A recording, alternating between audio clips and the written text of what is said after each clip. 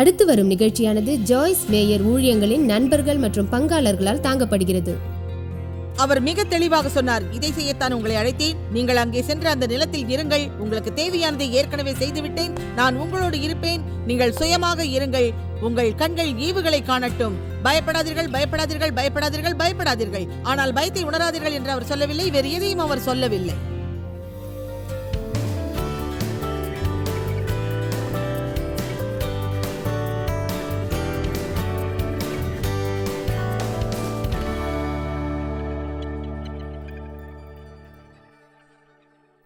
இப்போ நான் ஒரு பயிற்சி நிலையத்தில் ஒரு நிகழ்ச்சியில் ஈடுபட்டிருக்கேன். ஒரு எந்திரத்தோடு இருப்பேன்னு நான் நினைக்கல.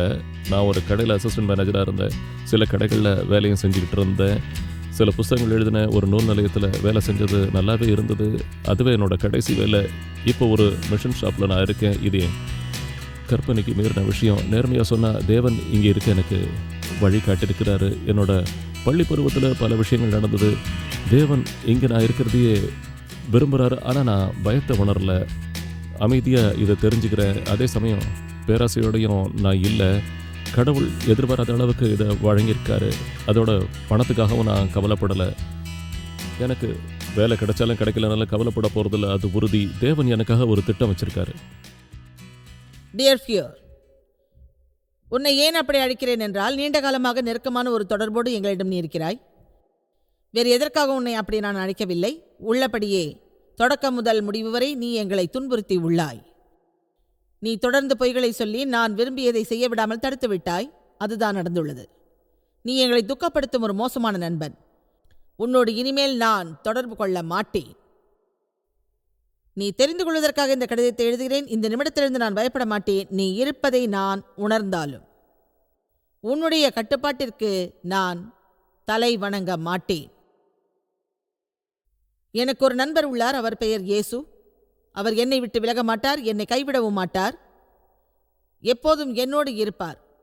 அவர் ஒரு வல்லமையான நண்பர். உனக்கு சில வல்லமைகள் இருந்தாலும் அவர் உன்னை விடவும் மிகவும் மகத்தானவர்.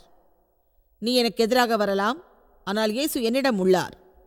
எனவே என்னுள் இருக்கும் வல்லமை உன்னை விட மகத்தானது. நீ என்னை நம்பாவிட்டால் 1 யோவான் 4:4 பார். நீ வருவதை என்னால் தடுக்க முடியாவிட்டாலும் உன்னை புறக்கணிப்பேன் என்ற ஒரு அறிவிப்பை வெளியிடுகிறேன். என் நண்பர் இயேசுவிடம் தோழமை கொள்வதிலும் அவருடன் நெருக்கமான உறவை மேம்படுத்துவதிலும் நான் ஓய்வின்றி இருப்பதால் உனக்காக என் நேரத்தை செலவழிக்க மாட்டேன். என் நேரத்தை இயேசுவுக்காக அதிக நேரம் செலவிட்டால் நான் அதிகமான தைரியத்தோடு இருப்பேன். அவர் ஒரு புதிய வழியை எனக்கு போதிக்கிறார். அது மிக வியப்பானது, துணிச்சலானது. அதில் பயம் என்பது கிடையாது. ஒரு விஷயத்தை உனக்கு தெரிவிக்கிறேன். உன்னிடம் நான் அதிகமாக அனுபவப்பட்டுள்ளேன். உன்னை கவனித்தால் அது தோல்வியில் முடியும் என்று எனக்கு தெரியும். எனவே நீ எவ்வளவு பெரிய ஒரு திருடன், ஒரு பொய்யன் என்பதை என்னால் முடிந்தவரை அநேக மக்களுக்கு நான் சொல்கிறேன். உன்னோடு நான் வீணடித்த வருடங்கள் மீட்கப்படும். நான் அருமையான கனியை பெறுவேன். என்னை இயேசுவிடம் அனுப்பியதற்கு உனக்கு நன்றி. நீ என்னை மிகவும் துக்கப்படுத்தியதால் உன்னிடமிருந்து விடுதலை பெற வழியை தேடினேன். உடனே இயேசு என்னை சந்தித்து எனக்கு விடுதலை வழங்கினார். இனிமேலும் என்னுடைய நேரத்தை வீணடிப்பேன் என்று நினைக்கிறாயா? என் கடிதத்தை நீ பெற்ற பிறகும் உன்னை சந்திப்பேன் என்று எண்ணுகிறாயா? உனக்கு பலமுறை நான் தெரிவித்துள்ளேன். தேவன் மீது எனக்குள்ள விசுவாசமும் உனக்கு நான் பயப்பட மாட்டேன் என்ற உறுதியும் உன்னை எதிர்கொள்ளும். எல்லோரும் தேவனை போற்றுங்கள்.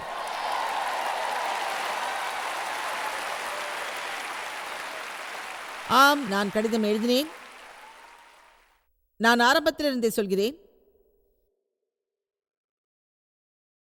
பயம் என்பது நம்மை விட்டு முழுவதுமாக நீங்கக்கூடியதல்ல. ஆனால் நீங்கள் பயத்தை உணர்வதால் அதற்கு நீங்கள் பயப்பட வேண்டிய அவசியமில்லை. மீண்டும் சொல்கிறேன், நீங்கள் பயத்தை உணர்ந்தால் அதற்கு நீங்கள் பயப்பட வேண்டிய அவசியமே இல்லை. உங்களை பற்றி எனக்கு தெரியாது. பல ஆண்டுகளுக்கு முன்னரே எனக்கு ஒரு நல்ல வெளிப்பாடு தோன்றியது. ஏனென்றால் நான் பயத்தை உணரக்கூடாது என்று விரும்பினேன். ஆனால் நான் பயத்தை உணரும்படி செய்து பின்னர் தேவன் எனக்கு துணிச்சலை வழங்கினார். துணிச்சல் என்பதன் அர்த்தம் நாம் முன்னேறி சென்று நாம் விரும்பியபடி செயல்படுவதாகும். அல்லது நாம் பயத்தை உணரும்போது தேவன் விரும்பியபடி செயல்படுவதாகும். நம் உணர்ச்சிகள் நம் மீது ஆதிக்கம் செலுத்த நாம் இடமளிக்கிறோம்.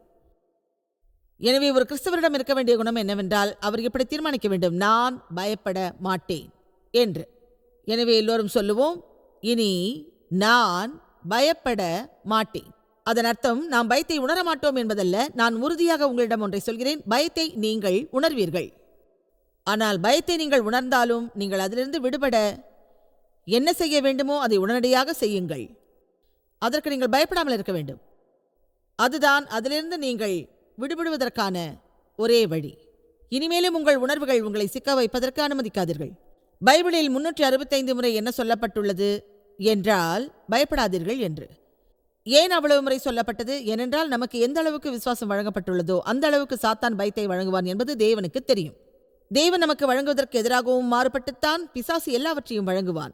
தேவனிடமிருந்து எதையும் நாம் விசுவாசத்தின் மூலம் பெறுகிறோம், எதிரிடமிருந்து எதையும் பயத்தின் மூலம் பெறுகிறோம். விசுவாசத்தின் மூலமாக நம் வாழ்வில் தேவன் வருகிறார், நமது பயத்தின் மூலமாக நமது எதிரி உள்ளே நுழைகிறான். எனவே நாம் விசுவாசத்திலிருந்து விசுவாசத்தில் எப்படி வாழ்வது என்பதை அறிய வேண்டும். விசுவாசத்திலிருந்து பயத்திலோ அல்லது பயத்திலிருந்து விசுவாசத்திலோ இது போன்றெல்லாம் நாம் வாழக்கூடாது. தேவன் நாம் எதையாவது செய்ய விரும்பினால் அது நிச்சயமாக நமக்கு பயனளிக்கும் அல்லது வேறு யாருக்காவது பயனளிக்கும். இருந்தாலும் நம் எதிரி நமக்கு எதிராக வருவான், நம்மை பயமுறுத்துவான் என்பதில் நீங்கள் கவனமாக இருங்கள். அவன் நம் மனதில் தவறான எண்ணத்தை விதைப்பான். ஆனால் அந்த எண்ணங்கள் எல்லாம் தேவனின் வார்த்தைக்கு இணக்கமானதல்ல என்பதை நீங்கள் அறிய வேண்டும். அவற்றையெல்லாம் நாம் முறியடிக்க வேண்டும். பிறகு இந்த பிசாசு ஒரு பொய்யன் என்று நாம் சொல்ல வேண்டும். இப்படி சொல்வதை நாம் பயிற்சி செய்வோம். இந்த பிசாசு ஒரு பொய்யன். சரி, இப்போது யோசுவா அதிகாரம் 1 வசனம் 1 தொடங்கி பார்ப்போம். கர்த்தருடைய அடியானாகிய மோசே மரித்த பின்பு கர்த்தர் மோசேயின் ஊழியக்காரனான நூனின் குமாரன் யோசுவாவை நோக்கி, மோசே என்ற என் ஊழியன் மரித்தான், அனைவரும் எழுந்து அவன் இடத்துக்கு செல்லுங்கள் என்றார். வாவ், என்ன ஒரு வேலை! என்ன ஒரு வேலை! மோசே இடத்துக்கு செல்லுங்கள் என்றார். பிறகு மோசே என்ன செய்தார் என்று அவர் கவனித்தார். மக்கள் நடந்து கொண்ட விதத்தையும் அவர் பார்த்தார். அவர்கள் சரியாக நடக்காததால் அவர்களுக்கு இடம் கிடைக்கவில்லை. அந்த வருடங்கள் முழுவதும் அவர்கள் மோசேயுடன் வனாந்தரத்தில் இருந்தார்கள். அவர்கள் சரியாக செயல்படவில்லை. ஆனாலும் அந்த இஸ்ரவேலர்கள் அனைவரும் மோசேயை குறை கூறினார்கள், அவரை பற்றி முணுமுணுத்தார்கள், புகார் சொன்னார்கள், குற்றம் கூறினார்கள். ஆக மோசே மரித்தார். பிறகு தேவன் யோசுவாவிடம் சொன்னார், நீ எழுந்திரு, புறப்படு என்று. நீங்கள் எதையாவது செய்வதற்கு முன் மனதளவில் எழுந்திருக்க வேண்டும். அதுதான் அதில் உள்ள நற்செய்தியாகும். அது உடல் ரீதியாக எழுந்திருப்பதை பற்றி சொல்லவில்லை, மன ரீதியாக எழுந்திருப்பதை பற்றி சொல்கின்றது. இந்த வார இறுதியில் நான் சொல்லப்போகும் ஒரு நற்செய்தி மக்கள் மன ரீதியாக எழுந்திருப்பதை பற்றியதாகும். எனவே நீங்கள் எதை செய்ய வேண்டும் என்று தேவன் விரும்புகிறாரோ அதில் மன உறுதியோடு இருங்கள். எதிர்கொள்ள வேண்டியதை எதிர்கொள்ளுங்கள். தேவன் விரும்பும் ஒரு நபராக எப்போதும் இருங்கள். அப்படி நீங்கள் இருக்க வேண்டும் என்பதற்காகத்தான் இயேசு மரித்தார். எனவே உங்களிடம் ஒரு உறுதி வேண்டும். அது உங்கள் மனதில் எழும் புனிதமான ஒரு உறுதியாக இருக்க வேண்டும். அதைத்தான் மனதில் எழுவது என்று நான் சொல்கிறேன். உங்கள் உள்மனதில் நீங்கள் எழுந்தால்தான் வெளி உலகிலும் எழுந்திருக்க முடியும். ஆமென். நாம் எதையும் செய்ய முடியாது என்று நம்ப வைத்து நம் எதிரி அவற்றை கைவிட சொல்வான். ஆனால் நமது உள்மனது கிரியை செய்தால் நல்லவை நம்மை தொடர்ந்து வரும். பிறகு நாம் செய்யக்கூடாதது எல்லாம் நாம் கைவிட்டு விடுவோம். அவர் சொன்னார், மோசே மரித்தார், எழுந்திருந்து புறப்படு, அவர் இடத்தில் இரு, நீயும் உன் மக்களும் யோர்தானுக்கு செல்லுங்கள், இஸ்ரவேலர்களாகிய உங்களுக்கு நான் கொடுத்த இடத்திற்கு செல்லுங்கள் என்றார். அடுத்த வசனம் மிகவும் அருமையான ஒன்றாகும். அதை நீங்கள் அறியாவிட்டால் தேவனின் அருமையான வார்த்தையை அறிய மாட்டீர்கள். நான் மோசேக்கு சொன்னபடி உங்கள் பாதங்கள் மிதிக்கும் எவ்விடத்தையும் உங்களுக்கு கொடுத்தேன். நீங்கள் இதை செய்தால் அந்த இடத்தை உங்களுக்கு கொடுப்பேன் என்று அவர் சொல்லவில்லை. அவர் சொன்னார், நான் ஏற்கனவே உங்களுக்கு இடத்தை கொடுத்து விட்டேன், அதை நீங்கள் எடுத்துக்கொள்ளுங்கள் என்றார். என்ன சொன்னார்? நான் ஏற்கனவே உங்களுக்கு இடத்தை கொடுத்து விட்டேன், அதை நீங்கள் எடுத்துக்கொள்ளுங்கள். நான் சொல்வதை கேட்டீர்களா? நீங்கள் ஒரு அற்புதமான வாழ்க்கை வாழ்வதற்கு வசதியாக உங்களுக்கு எல்லாவற்றையும் நான் கொடுத்து விட்டேன், நீங்கள் எழுந்து சென்று அதை பெற்றுக்கொள்ளுங்கள் என்று அவர் கூறுகின்றார். ஆமென். அதன் அர்த்தம் இதுதான், நீங்கள் புனிதமான உறுதியோடு இருங்கள். நாம் இப்போதும் எப்போதும் விடுதலையோடு இருப்பதற்காகவே இயேசு மரித்தார். இயேசு மரித்ததால் நான் துணிச்சலாகவும் தைரியத்தோடும் இருப்பேன், பாதுகாப்போடும் நம்பிக்கையோடும் இனிமேல் நான் வாழ்வேன்.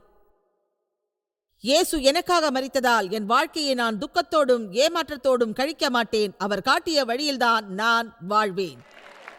ஆமென். நான் சொல்வதை கவனமாக கேளுங்கள். நீங்கள் அதில் உறுதியோடு இல்லை என்றால் நீங்கள் பெற வேண்டும் என்று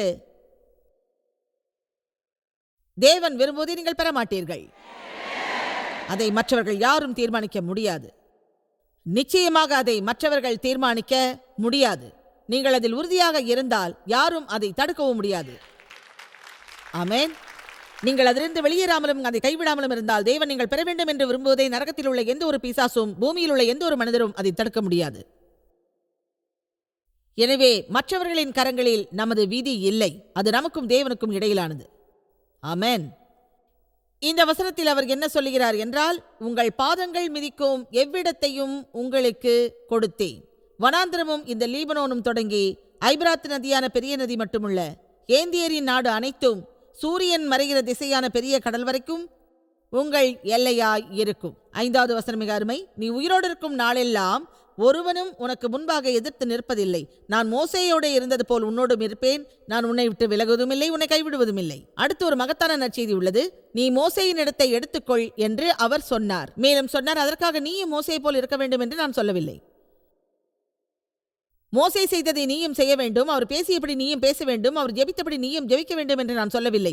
அவர் உடுத்தியபடி ஆடை உடுத்த வேண்டும், மோசே செய்த காரியத்தை நீயும் செய்ய வேண்டும் என்று நான் சொல்லவில்லை. ஏனென்றால் நான் மோசேயுடன் இருந்ததால் அவர் வெற்றிகரமாக வாழ்ந்தார். எனவே மோசேயுடன் நான் இருந்தது போல உன்னோடும் நான் இருப்பேன். அது நாம் செய்வதை விட மேலானது. அது ஏனென்று தெரியுமா? தேவன் உங்களிடம் செய்ய சொல்லும் காரியம் மிகவும் கடினமானது என்று உங்களுக்கு தோன்றலாம். ஆனால் தேவன் சொன்னால் அதை முதலில் செய்யுங்கள். அதை செய்வதற்கு உங்களுக்கு விசுவாசம் இல்லாவிட்டால் உங்கள் மூலமாக தேவன் அதை செய்து விடுவார். மற்றவர்களின் வெற்றியில் தேவன் இருப்பது போல உங்களின் வெற்றியிலும் அவர் நிச்சயமாக இருப்பார். உண்மையிலேயே யோசுவா தானும் மோசே போல இருக்க வேண்டும் என்று நினைத்திருந்தால் அவர் தோல்வி அடைந்திருப்பார். அநேக மக்கள் தோல்வி அடைந்திருப்பதற்கு காரணம் அவர்கள் போதுமான துணிச்சலோடு இல்லாமல் இருப்பதுதான். அவர்கள் எப்போதும் பிறரை போல் இருக்கவே நினைப்பார்கள். ஆனால் அவர்கள் இருக்க வேண்டும் என்று தேவன் நினைக்கும்படியாக அவர்கள் இருக்க மாட்டார்கள். பலங்கொண்டு நம்பிக்கையோடு திடமனதாயிரு. இந்த இனத்தின் பிதாக்களுக்கு நான் கொடுப்பேன் என்று ஆணையிட்ட நாட்டை நீ இவர்களுக்கு பங்கிடுவாய். என் அடியானாகிய மோசே உனக்கு கற்பித்த நியாயப்பிரமாணத்தின்படி எல்லாம் செய்ய கவனமாய் இருக்க மட்டும் மிகவும் பலங்கொண்டு திடமனதாய் இரு. நீ போகுமிடமெல்லாம் அறிவாளியாய் நடந்து கொள்ளும்படிக்கு அதை விட்டு வலது இடதுபுறம் விலகாதிருப்பாயாக. அவர் அடிப்படையாக சொன்னார், தேவன் உங்களிடம் செய்ய சொன்னதை நீங்கள் செய்தாக வேண்டும். தேவன் உங்களிடம் செய்ய சொன்னதிலிருந்து நீங்கள் விலகி இருக்காதீர்கள். வலதுபுறமோ இடதுபுறமோ பார்க்காதீர்கள். உங்கள் கண்களால் நேராக பார்த்து அதன்படி செல்லுங்கள். இன்று நான் உங்களுக்கு சொல்கிறேன், தேவன் உங்கள் இருதயத்தில் என்ன சொன்னாலும் அதை செய்யுங்கள். உங்கள் அருகில் உள்ளவரிடம் சொல்லுங்கள், அதை செய்யுங்கள். சரி. மேலும் 2 வசனங்கள் உள்ளன. இந்த நியாயப்பிரமாண புத்தகம் உன் வாயை விட்டு பிரியாதிருப்பதாக. இதில் எழுதியிருக்கிறவர்களின் படியெல்லாம் நீ செய்ய கவனமாய் இருக்கும்படி இரவும் பகலும் அதை தியானித்துக் கொண்டிருப்பாயாக. அப்பொழுது நீ உன் வழியை வாய்க்க பண்ணுவாய். நான் உனக்கு கட்டளையிடவில்லையா? பலங்கொண்டு திடமனதாயிரு, திகையாதே, கலங்காதே. நீ போகும் இடமெல்லாம் உன் தேவனாகிய கர்த்தர் உன்னோடு இருக்கிறார். எனவே அந்த 4 வசனங்களில் 3 வசனங்களில் அவர் சொல்கிறார், உங்கள் பயம் உங்களை தடுக்க அனுமதிக்காதீர்கள் என்று. அவர் மேலும் சொல்கிறார், நீ இதை செய்யவே உன்னை நான் அழைத்தேன். நீ செய்ய வேண்டியது அங்கே உள்ள நிலத்தை நீ எடுத்துக்கொள். நான் ஏற்கனவே தேவையானதை உனக்கு தந்துவிட்டேன். உன்னோடு நான் இருப்பேன். நீ உள்ளபடியே அங்கு இருக்கலாம். உன் கண்களை ஈவுகளின் மீது வைத்திரு. நீ பயப்படாதே, பயப்படாதே, பயப்படாதே, பயப்படாதே. ஆனால் பயத்தை உணர வேண்டாம் என்று அவர் சொல்லவில்லை. நீ பயப்படாதே என்றுதான் அவர் சொன்னார். ஏனென்றால் மக்கள் பயத்தை உணர்வார்கள் என்று தேவனுக்கு தெரியும். எனவேதான் அவர் சொன்னார், அது உன்னை தடுக்க அனுமதிக்காதே. தேவன் சொன்னதை விட்டுவிட்டு நம் வாழ்வில் பயத்துக்கு அடிபணிந்தால் நமக்கு இழப்புதான் ஏற்படும். இப்போது இயேசு தமது மரித்தல் மற்றும் உயிர்த்தெழுதல் மூலம் நமக்கான விலையை ஏற்கனவே கொடுத்துள்ளார். நமக்கு முதன்மையானது நீதி, சமாதானம் மற்றும் பரிசுத்தாவியில் மகிழ்ச்சி. குற்ற உணர்வு மற்றும் நிராகரிப்பை நினைத்து நீங்கள் எவ்வளவு நேரம் வீணடிக்கிறீர்கள்? ஏமாற்றத்தோடு, குழப்பத்தோடு, கவலையோடு இருப்பதில் எவ்வளவு நாளை வீணடிக்கிறீர்கள்? பிசாசு நம் மகிழ்ச்சியை பறிக்க அனுமதிப்பதன் மூலம் அவன் நம்மை குப்பை கூடையில் தள்ளி துயரப்படுத்தி அதைரியப்படுத்துவதன் மூலமும் எவ்வளவு நாளை வீணடிக்கிறீர்கள்? அப்படி நிகழ்ந்தால் இயேசு நமக்காக மரித்த வாழ்வை நாம் பெற மாட்டோம். கவனியுங்கள், குற்ற உணர்விலிருந்தும் நிராகரிப்பிலிருந்தும் நாம் விடுபட மற்றவர்களை எதிர்கொள்ளும் துணிச்சலை விட நமக்கு மிக அதிகமான துணிச்சல் தேவை என்று நான் நினைக்கின்றேன். இயேசு சொன்னார், என் மீது உள்ள விசுவாசத்தின் மூலம் என்னோடு நீங்கள் இணக்கமாக இருக்கலாம் என்று. நம்மை பற்றியும் நாம் செய்கின்ற எல்லா காரியத்திலும் நாம் எப்போதும் தவறை உணர வேண்டும் என்று பிசாசு விரும்புகின்றான். நீங்கள் ஜெபித்தால் சரியானபடி ஜெபிக்க வேண்டும். நீங்கள் வார்த்தையை கேட்டால் என்ன கேட்டோம் என்பது உங்கள் நினைவில் இருக்காது. ஏனென்றால் அதற்கு மேலும் மேலும் கவனம் தேவை. நீங்கள் பிசாசை கவனித்தால் எதுவும் மாறுபட்டுத்தான் நிகழும். ஏனென்றால் பிசாசு நம் கவனத்தை ஈர்த்து விடுவான். பல ஆண்டுகளுக்கு முன் தேவன் என் இருதயத்தில் வைத்ததை நினைவு கூறுகிறேன். அவர் சொன்னார், ஜாய்ஸ், உன் விசுவாசத்தை நீ பெரிய அளவில் பயன்படுத்த விரும்பினால் குற்ற உணர்வில் இருந்து நீ விடுபடவும் நிராகரிப்பில் இருந்து நீ விடுபடவும் விசுவாசத்தை பயன்படுத்தி என்றார். ஏனென்றால் எதிலும் எல்லா நேரமும் நான் குற்ற உணர்வோடு தான் இருந்தேன். அடிப்படை விஷயம் இதுதான். அதை பைபிள் சொல்கிறது. நாம் செய்யும் பாவத்திற்கான மன்னிப்பை கிறிஸ்து தன் மரித்தல் மற்றும் உயிர்த்தெழுதல் மூலம் ஏற்கனவே நமக்கு வழங்கியுள்ளார். நாம் வருந்த வேண்டும் என்று. நம்முடைய பாவத்திற்காக நாம் வருந்த வேண்டும், அதிலிருந்து நாம் விலக வேண்டும். அதை நாம் செய்துவிட்டால் தேவன் நமது பாவத்தை மன்னித்து விட்டதாக விசுவாசிக்கலாம். அதை அவர் மறப்பார். கிழக்கிலிருந்து மேற்கு வரை அதை விலக்கி வைப்பார். எனவே நாம் குற்றத்தை உணர்ந்தால் அது பிசாசிடமிருந்து வரும் ஒரு பொய்யாகும். அதே சமயம் அதை மறந்து விட்டதாக தேவன் சொல்கிறார். எனவே நாமும் அதை மறப்போம். அந்த விடுதலையை நாம் பெறுவதற்காகவே இயேசு மரித்தார். எனவே நேற்று நீங்கள் செய்த தவறுகளை இப்போது நினைத்து உங்கள் நேரத்தை வீணடிக்காதீர்கள். உங்கள் உணர்வுகளை சரிப்படுத்தினால் எதுவும் செய்ய முடியாது. ஆனால் நீங்கள் எப்படி வாழ வேண்டும் என்று சொல்ல முடியும். நீங்கள் வாழ வேண்டிய எப்படி வாழ்ந்தால் உங்கள் தீர்மானம் உங்கள் உணர்வுகளுக்கு ஏற்றபடி இருக்கும். அது உங்களுக்கு புரிகிறதா? நீங்கள் எதையாவது விசுவாசிப்பதற்கு முன்பு உங்கள் உணர்வுகள் சரியாவதற்காக காத்திருக்க வேண்டாம். முதலில் தேவனை விசுவாசியுங்கள். அவர் சொன்னபடி செயல்படுங்கள். பிறகு உங்கள் உணர்வுகள் அதை பற்றிக் கொள்ளும். இதை மறுபடியும் சொல்ல வேண்டுமா? நம் உணர்வுகளை பற்றி நாம் அதிகம் கவலைப்படுகிறோம். நான் உணர்கிறேன், நான் உணர்கிறேன், நான் உணர்கிறேன். அது பற்றி ஒரு புத்தகம் நான் எழுதியுள்ளேன். நம் உணர்வுகளை மீறி வாழ்தல்.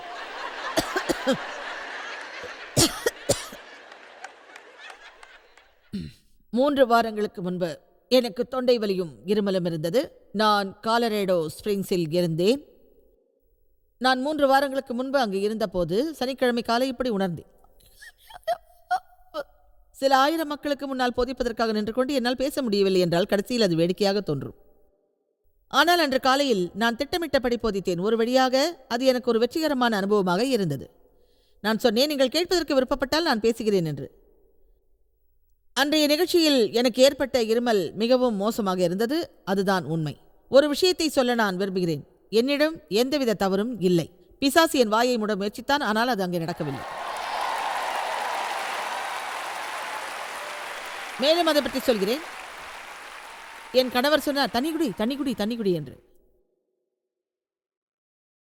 ஆனால் என் பேச்சை நிறுத்திவிட்டு நான் தண்ணீர் குடிக்கவில்லை. அது இன்னும் என் நினைவில் உள்ளது. நான் செய்தது சரிதானே?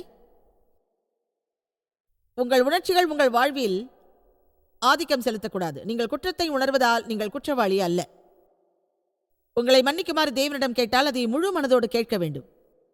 அந்த தவறை நீங்கள் மீண்டும் செய்யக்கூடாது. அப்போது நீங்கள் உணர்வதை விட்டுவிட்டு தேவனின் வார்த்தையை மிகவும் விசுவாசிப்பீர்கள். உங்கள் உணர்ச்சிகளை விட தேவனின் வார்த்தையை நீங்கள் மிகவும் விசுவாசித்தால் உங்கள் உணர்ச்சிகள் அதில் கட்டுப்பட்டுவிடும் என்பதுதான் உண்மையான விஷயம். ஆமென்.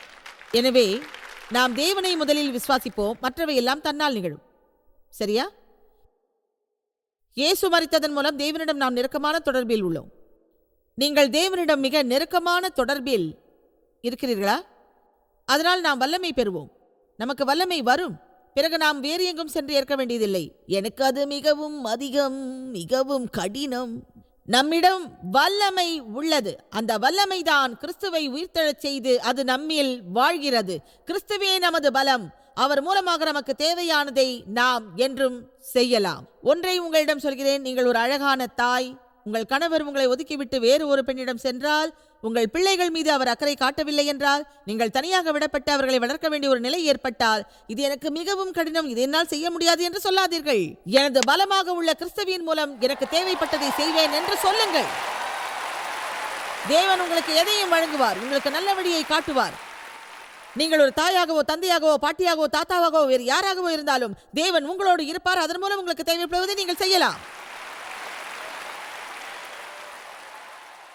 நீங்கள் தேவனை விசுவாசிக்காவிட்டால் அது நிச்சயம் நிகழாது. நாம் சுயநலத்திலிருந்து விடுபடலாம். தேவன் விரும்பும் ஒரு நபராக நாம் இருக்கலாம். கட்டுகளில் இருந்தும் போதை பழக்கத்திலிருந்தும் பயத்திலிருந்தும் விடுபடலாம். நமது பாவங்கள் அனைத்தும் இப்போதும் எப்போதும் மன்னிக்கப்படும். அது மேலும் தொடரும். நம் நம்பிக்கையே வாழ்க்கை. எபேசியர் 3:20 சிலவற்றை உங்களோடு பகிர்கிறேன். இந்த அதிகாரம் மிகவும் பிரசித்தமானது. ஓ, இந்த பக்கம் நம்மோடு எபேசியர் 3:20 மக்கள் பலர் இருக்கிறார்கள். நல்ல விஷயம். எபேசியர் 3:20 மக்களோடு இப்போது நாம் பேசலாம். உங்களை பத்தி எனக்கு தெரியாது, அது ரொம்ப நல்லது. தேவனை போற்றுவோம். இங்கிருந்து நீங்கள் செல்வதற்கு முன்பாக அதை நீங்கள் அறிவீர்கள், அது உறுதி. பல ஆண்டுகளாக நாம் வேத வசனங்களை படிப்போம். ஆனால் அதன்படி இருக்க மாட்டோம். நாம் கேட்கிறதற்கும் நினைக்கிறதற்கும் மிகவும் அதிகமாக நமக்குள்ளே செயல்படும் அவருடைய வல்லமையின்படியே நமக்கு செய்ய வல்லவராகிய அவருக்கு மகிமை உண்டாவதாக நமது உயர்வான ஜெபத்திற்கும் விருப்பத்திற்கும் எண்ணங்களுக்கும் எதிர்பார்ப்புகளுக்கும் கனவுகளுக்கும் மேலாக அது இருக்கும். தேவன் அபரிமிதமாக நிறைவாக நமது எல்லா எதிர்பார்ப்புகளுக்கும் மேலாக நாம் நினைப்பதற்கும் கேட்பதற்கும் அதிகமாகவே வழங்கக்கூடியவர். அதைத்தான் வேத வசனம் சொல்கிறது, நமக்குள்ளே செயல்படும் அவருடைய வல்லமையின்படியே வழங்கப்படும் என்று. அந்த வேத வசனத்தை படிக்கும்போது நமக்கு தோன்றுவது இதுதான்: நாம் எதையும் தேவனிடம் கேட்கலாம், அவர் அதை வழங்குவார். நான் அதை வேறு விதமாக நினைக்கின்றேன். அதாவது நாம் எதை வேண்டுமானாலும் தேவனிடம் கேட்கலாம், அதை தேவன் வழங்குவார். ஏனென்றால் அவரது வல்லமை நம்மேல் கிரியை செய்கிறது. தேவன் எனக்கு ஆற்றுதல் தந்து என் தேவைகளை நிறைவேற்ற செய்வார். கவனியுங்கள், அதை சரியாக படிக்க வேண்டும். நான் எல்லா மொழிபெயர்ப்புகளையும் படித்தேன், அவை அனைத்துமே அப்படித்தான் சொல்கிறது. தேவன் நம் மூலமே காரியம் செய்கிறார். அதுவே சரி, தேவன் நமக்காக காரியம் செய்கிறார். நாம் வெகு நாட்களாக காத்திருந்தே தேவன் நமக்கு செய்ய வேண்டியது எல்லாம் செய்வார் என்று நினைத்துக் கொண்டிருக்கிறோம். ஆனால் நாம் கேட்க வேண்டியது என்னவென்றால், தேவனே, இது எனக்கு வேண்டும் என்று உம்மிடம் கேட்கிறேன், அது என் மூலமாக நீர் செய்வீர் என்று நான் அறிவேன். நாம் இருவரும் பங்குதாரர்கள். எனவே நீர் என்னோடு இருந்தால் நீர் சொல்லும் எல்லாவற்றையும் நான் செய்வேன். தேவனை போற்றுங்கள். அதை எவ்வளவு பேர் அறிந்துள்ளீர்கள்? ஏனென்றால் அது மிக முக்கியமானது. தேவனே, எனக்கு ஒரு அற்புதம் தேவை, எனக்கு ஒரு முன்னேற்றம் தேவை, தேவனே, எனக்கு ஒரு அற்புதம் தேவை, என் கடன் தீர வேண்டும். தேவன் என்ன செய்வார் என்று சொல்கிறேன்? அவர் உங்களுக்கு ஒரு வேலை தருவார். முடிந்தால் 2 வேலையும் தருவார். அவர் உங்களுக்கு ஓவர் டைம் தருவார். ஆமென். நாம் செய்தவற்றை எல்லாம் தேவன் மாற்ற வேண்டும் என்று நாம் விரும்புவது சரியல்ல. தேவன் நமக்கு உதவுவார். தேவன் உங்கள் திருமணத்திற்கு உதவுவார். ஆனால் அதே சமயம் உங்கள் வாயை மூடிக்கொண்டிருங்கள், எப்போதும் விவாதம் செய்யாதீர்கள் என்றும் சொல்வார். இது இதமாக இருக்கும் இரவல்ல. உங்களில் எவ்வளவு பேர் தேவன் பிறரை மாற்ற வேண்டும் என்று விரும்புகிறீர்கள்? அவர்கள் நம்மை நல்லபடியாக நடத்தினால் நமக்கு மகிழ்ச்சியான வாழ்க்கை இருக்கும். தேவன் சொல்கிறார், மற்றவர்களை பற்றி நீ கவலைப்படாதே, நான் உன்னை மாற்றுகிறேன், நான் உன்னில் கிரியை செய்கிறேன், உன் மூலமாக பலவற்றை நான் செய்கிறேன். நமது எதிர்பார்ப்பிற்கும் மேலாக நாம் கேட்பதற்கும் கூடுதலாக நிறைவாகவும் அதிகப்படியாகவும் தேவன் செய்வார். எனவே அவரது வல்லமை நம்மில் கிரியை செய்கிறது என்பதை நீங்கள் முதலில் அறியுங்கள். நம்மில் அவருடைய வல்லமை எந்த அளவுக்கு கிரியை செய்கிறது என்பதை நாம் தெரிந்து கொண்டால்தான் அந்த வல்லமை நமக்குள் கிரியை செய்யும். ஆமென். தேவன் நமக்குள் என்றும் வேலை செய்கின்றார். இதுதான் நாம் விடுதலை பெறுவதற்கான நேரம். நாம் பயத்தை எதிர்கொள்ள ஜெபமும் துணிச்சலும் தேவை. அதன் மூலம் நாம் முன்னேறலாம். ஒரு காரியத்தை செய்வது எளிதானதல்ல என்று ஒருவர் நினைத்தால், அவருக்கு துணிச்சல் இருந்தால் அவரால் அதை செய்ய முடியும். பயத்தை துணிச்சலால் எதிர்கொள்வோம். எனக்கு பயம் உள்ளது, ஆனால் நான் செய்வதை அது தடுக்க முடியாது. நாம் பயத்தை உணராவிட்டால் துணிச்சல் தேவைப்படாது. எனவே பயமின்றி வாழ முதலில் தீர்மானிப்போம். இப்போது உங்கள் வாழ்வில் தேவனின் விருப்பத்தோடு துணிச்சலை பெறுவதை பற்றி இப்போது நான் பேசப் போகிறேன். அநேக மக்கள் என்னிடம் கேட்பார்கள், என் வாழ்வில் தேவனின் விருப்பம் என்ன? ஜாய்ஸ், எனக்கான தேவனுடைய விருப்பத்தை பற்றி நீங்க என்ன நினைக்கிறீங்க? எனக்கு தெரியாது. இப்போதும் நான் செயல்படுவதை பற்றியே நினைக்கிறேன். ஜாய்ஸ், நான் என்ன செய்யணும்னு நீங்க நினைக்கிறீங்க? எனக்கு தெரியாது. முதலில் ஜெபி, பிறகு தேவன் அழைப்பார். அதைத்தான் நான் செய்தேன். பிறருக்கு ஆலோசனை சொல்ல வேண்டாம் என்று நான் சொல்லவில்லை. ஆனால் அதில் தவறு நடந்து விடுமோ என்று நீங்கள் பயப்படலாம். நாம் தவறு செய்து விடுவோமே என்று தீர்மானம் எடுக்க மாட்டோம். சற்று யோசியுங்கள். நீங்கள் 1000 தவறுகள் செய்தாலும் அது ஒரு எண்ணிக்கை அல்ல. அதாவது நீங்கள் 1000 தவறுகள் தொடர்ந்து செய்தாலும் அது கணக்கில் வராது. நீங்கள் எத்தனை 1000 தவறுகள் செய்தாலும் அது எண்ணிக்கையில் வராது. அதை ஒரு தவறு என்றுதான் சொல்லுவார்கள். ஒரு தவறிலிருந்து நீங்கள் விரைவாக விடுபட வேண்டுமென்றால் நான் ஒரு தவறு செய்தேன் என்று சொல்லுங்கள். அதற்காக மன்னிப்பு கேட்பதையும் பிறரிடமிருந்து ஒளிந்து மறைவதையும் விட்டுவிட்டு இப்படி சொல்லுங்கள், நான் தேவனை இழந்தேன், அதை நான் செய்ய அவர் விரும்புவார் என்று நினைத்தேன். நீங்கள் ஜெபிக்கும் வரை வாழ்வில் தோற்க மாட்டீர்கள். நீங்கள் தோற்பதற்கு ஒரே ஒரு காரணம் ஜெபிப்பதை நிறுத்துவதுதான். தேவன் விரும்பும்படி நீங்கள் வாழ வேண்டும் என்றால் பயத்துக்கு இடம் கொடுக்காதீர்கள். விசுவாசத்தோடு தீர்மானம் செய்பவர்களைக் கண்டு தேவன் வியப்படைவார். அதன் மூலமாக அவர்களுடைய வாழ்க்கை மலரும். பயத்திற்கு இடம் கொடுக்காதீர்கள். மாறாக தைரியமாக வாழுங்கள். பயத்தை வெல்வதற்கான ஒரே வழி துணிச்சலோடு இருப்பதுதான். எனவே எப்போதும் இப்படியாக சிந்திக்காதீர்கள், எப்படி பயமில்லாமல் இருப்பது, எப்படி பயமில்லாமல் இருப்பதென்று. என்று நான் துணிச்சலோடு இருப்பேன் என்ற ஒரு மனநிலையோடு இருங்கள்.